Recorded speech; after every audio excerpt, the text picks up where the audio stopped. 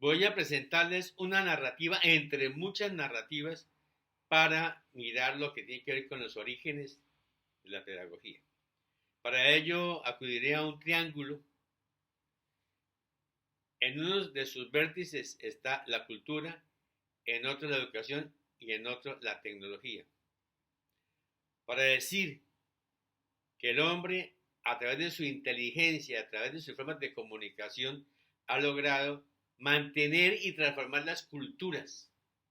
Y esto se hace evidente desde distintos puntos de vista. Por ejemplo, la primera comunicación del ser humano en la época nómada va a ser a través de la voz, pero también se han encontrado hallazgos en las cuevas de Altamira y en el mismo Chirimbiquete, en el corazón del Amazonas, en el Putumayo, algo que han llamado los expertos la campiña de las imágenes. Algo así como la parte más fundamental de este ejercicio que tiene más de 20.000 años de historia y aún encontramos imágenes de colores, imágenes de animales que ya desaparecieron y hay una cantidad de elementos que prueban una forma de comunicación del hombre a través de la ideografía. En Egipto, todo lo que tiene que ver con los jeroglíficos son formas de comunicación que a través de la piedra de Rosenthal fueron interpretados. Lo mismo en la cultura maya, se han encontrado también formas de comunicación. Había una escritura y había unos códices que aún se salvaron dos, pero bueno, ahí están, donde se demuestra que ellos manejaron una matemática vigesimal, manejaron cálculos matemáticos de tanta complejidad como las que se usaron para la construcción de las pirámides de Egipto, o las pirámides de los faraones negros, o todo lo que tiene que ver con lo que ha sido la presencia del hombre como intérprete de la realidad.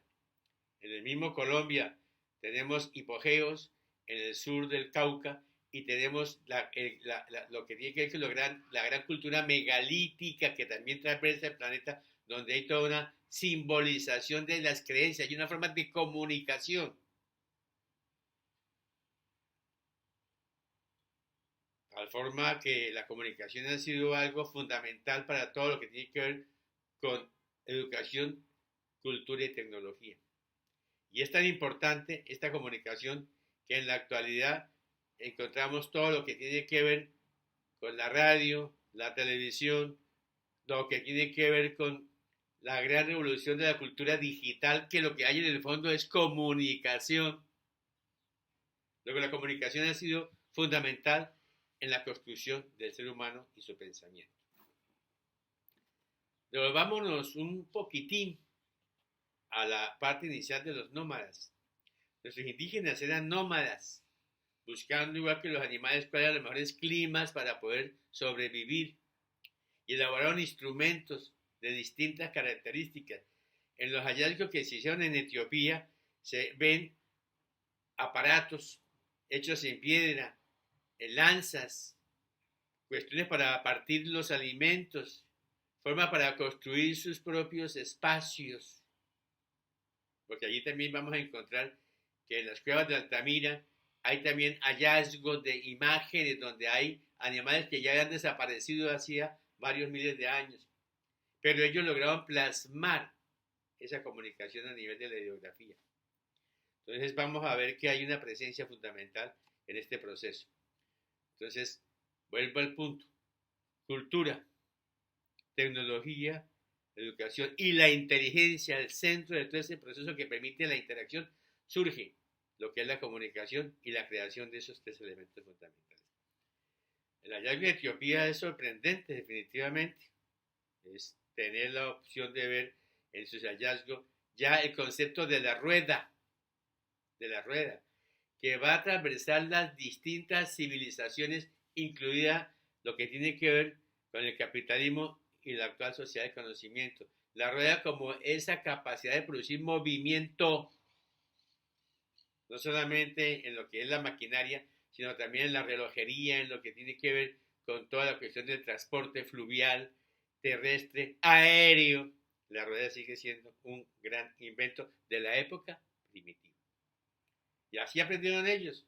imitando. Era una pedagogía de la imitación. Había educación, sí, no el concepto de educación, pero si la educación es la ciencia que estudia la pedagogía es la ciencia que estudia la educación, ahí estaba ya la pedagogía, ahí estaban sus raíces, sus orígenes. Luego nos vamos, el hombre decide ya de ser nómada, establecer espacios de territorios donde se van a lograr asentamientos. Y van a surgir allí básicamente la presencia de 5 grandes poderes. El poder político, que lo vamos a encontrar en los distintos países. El poder militar, el poder económico, el poder religioso y el de la comunicación. Y esto así va a ser fundamental porque desde la época de allá hasta acá tenemos esos 5 poderes funcionando, cada uno con mayor fuerza. Entonces vamos a ver esta parte que es fundamental. Y yo quiero detenerme un poquito para nombrar Grecia, pero también para decir que el Estado-nación naciente también estaba en la India, en la China, en Roma, en todas las culturas de la Mesopotamia, en Egipto había una organización y habían poderes, distintos poderes. Entonces lo que vamos a ver es que me voy a detener un poquito en la cultura griega. Allí va a destacar 2 grandes figuras que tienen que ver con la pedagogía, por supuesto. El primero es Sócrates, hijo de una partera y un artista. El hijo veía cómo nacían los bebés y desde allí planteó un concepto que se llama la mayéutica, que tiene que ver con eso de parir ideas, cómo lograr que las ideas surjan a partir del hombre, a partir de sus preconceptos y pueda elaborar sus propios conceptos. Uno diría constructivismo. Sí, señores, constructivismo en la época griega. Pero también vamos a encontrar otro personaje importante. Vamos a encontrar a Homero. Homero es el escritor de la Ilíada y la Odisea, los primeros currículums, si se quiere mirar, igual que lo vamos a encontrar también en la China. Y él lo que va a plantear en la Idea y la Odisea son principios, valores, solidaridad, cooperación, elementos que tienen que ver con la educación. Y Homero va a ser una de las personas más importantes porque va a llevar sus seguidores todas esas obras de comunicación a través del teatro. Y surge el teatro como una gran alternativa de la pedagogía que hoy aún sigue vigente. El teatro es fundamental. El plástico, la cuestión del teatro, la música, lo que tiene que ver con la parte de la exposición, de la creatividad. Y surgen cosas como las siguientes. Albert Einstein era un virtuoso del violín y plantea la ley de la relatividad. Por esa cosmovisión, porque es que el arte da sensibilidad. La ciencia funciona por sensibilidades. Y es importante entonces las plásticas y todo eso que tiene que ver con el arte. Ahora también en la época griega vamos a tener ya lo que es el nacimiento del trivium y el quadrivium. El trivium dirigido básicamente a la gramática, a la retórica y a la filosofía. Esos son elementos. El cultivo de la lengua, del dialecto, de la comunicación, del poder de la palabra. Pero también van a surgir los gérmenes del capitalismo y el feudalismo, que tienen que ver con el manejo del quadrivium. Aritmética, música, geometría, astronomía, van a ser las partes fundamentales que tienen que ver con el gran desarrollo del capitalismo que surge ya en la época griega. Y eso es pedagogía, eso es pedagogía. Ahora en la cultura china vamos a tener a Confucio, y Confucio va a ser uno de los ideólogos más importantes de lo que tiene que ver con la cultura de ellos, al punto que 5 siglos antes de Cristo en China ya habían escuelas públicas, 5 siglos antes de Cristo. Y vamos a encontrarlo también en Mahoma y vamos a encontrarlo en todo en lo que tiene que ver con el budismo. Todo eso tiene una parte fundamental que va a atender a una formación desde la perspectiva religiosa. Y por supuesto, también la vamos a tener en nuestra cultura occidental. Este es un punto fundamental para decir que los orígenes de la pedagogía tiene sus raíces profundas en la misma historia del hombre, que es lo que yo quiero demostrar con mi narrativa. Hay otra parte de la narrativa que tiene que ver ya con la cultura feudalista. En el feudalismo ya surge también el mismo trivium y quadrivium como artes liberales, pero en cambio de ser transversado por la filosofía, le colocan la teología. Y la teología va a tener 1000 años de poder y se van a erigir cosas tan impresionantes como la Santa Inquisición, las cruzadas. Aquel que no piensa como yo pienso, preparen la hoguera, preparen la horca, preparen los potros de torturas. Y ahí estuvo Galileo, casi que lo matan. Y a Bruno Giordano sí lo quemaron, era un hombre brillantísimo, solamente por decir que el centro del universo no era la Tierra. Entró en contradicción contra el teocentrismo y esto fue gravísimo, terrible. Y hay una cantidad de historias que yo no quiero, por el tiempo no me permite, para decir que ese pensamiento religioso teocéntrico fue importantísimo. Ahora se dio un cisma impresionante en el Renacimiento entre lo que era la cultura cristiana y los protestantes. Entonces, Lutero, Calvino, Zwingli y Erasmo de Rotterdam dicen: un momentito, para servirle a Dios no tenemos por qué estar sufriendo un paraíso prometido que es posible que no llegue. Más bien dediquémonos a qué, a trabajar, a producir, de tal forma de que ese concepto de producir para servirle a Dios es distinto en la cultura de los protestantes a la nuestra. Los protestantes, alrededor de una empresa, montaron una ciudad. Nosotros en América Latina, alrededor de una iglesia, montamos un pueblo. Mire que la diferencia es impresionante y va a implicar formas distintas del pensamiento. Nosotros estamos en la esperanza del paraíso que algún día llegará. Igual que el socialismo, algún día todos seremos iguales. Parece que esas teorías van a terminar siendo promesas incumplidas. Pero bueno, no se trata en este momento de hablar de incumplimiento, sino de colocar en el mismo orden el proceso. Entonces, el feudalismo va a tener como características fundamentales la presencia omnipresente de la religión. Y por supuesto, la pedagogía va a ser de orden confeccional, va a ser de orden doctrinario, va a ser de la obediencia. Y eso va a ser una cuestión que hasta los años 50, 60 del siglo pasado, eso era obligatorio. Habían libros prohibidos. Prohibidos. Todo lo que tenía que ver con la teoría de la evolución de Darwin, eso era demoníaco. Eso había que estirparlo como fuera. Bueno, por fortuna las revoluciones también producen efectos importantes.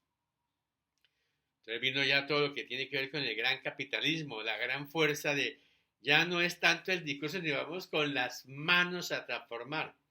Y vino la gran discusión. Entonces el que no maneje las manos está condenado al desempleo. Entonces la OIT, la Organización del Trabajo, va a decir a nivel planetario, y así lo va a asumir Colombia a través del SENA, vamos a trabajar sobre tareas, vamos a hacer la cadena de producción. Y ese ejercicio de la cadena de producción, que es una parte del capitalismo, que fue su éxito y que yo no estoy en contra de que se construyan carros en serie, se produzca la Coca-Cola en serie, y hay más de 10 empresas multinacionales que manejan toda la producción en serie. Y estamos en la sociedad de consumo. Si no hay consumo, no hay capitalismo. Tenemos que consumir. Entonces somos además de asalariados consumidores. Es otro elemento que va a ser fundamental del capitalismo.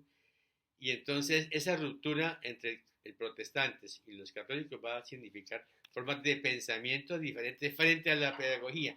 Y en eso va a surgir un gran pensador, Juan Amanos Comenio, siglo XV, XVI, va a decir un momentito, el centro de la educación no debe ser el profesor, debe ser el estudiante.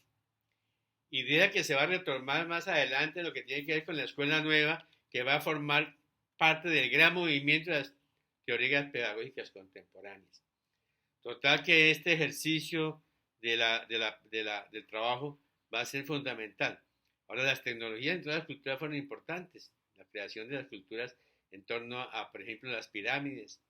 Todo lo que hicieron los romanos en torno a lo que fue el manejo hidráulico del agua, la distribución, el mantenimiento, los caminos que también van a ser los incas, más de 160 kilómetros en piedra. Los romanos van a tener su triunfo de mantener las propiedades y las conquistas a través de los caminos. Y hay cosas que son impresionantes, definitivamente. La cultura china aportó no solamente las murallas, también aportó la pólvora y la brújula. La brújula es impresionante. Entonces, cada cultura ha aportado a la humanidad una serie de aspectos que son fundamentales y que tienen que ver con la pedagogía, tienen que ver con la educación. Entonces, donde hay educación, hay pedagogía, porque la pedagogía es la ciencia que estudia la educación. El mismo Ministerio de Educación Nacional ha dicho, la ciencia fundante de la educación es la pedagogía. Y nos va a decir a nosotros maestros, los maestros somos los máximos que trabajamos con la cultura.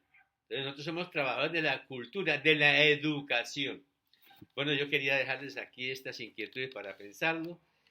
Me ha sido un verdadero placer estar con ustedes. Muchísimas gracias. Felicidades.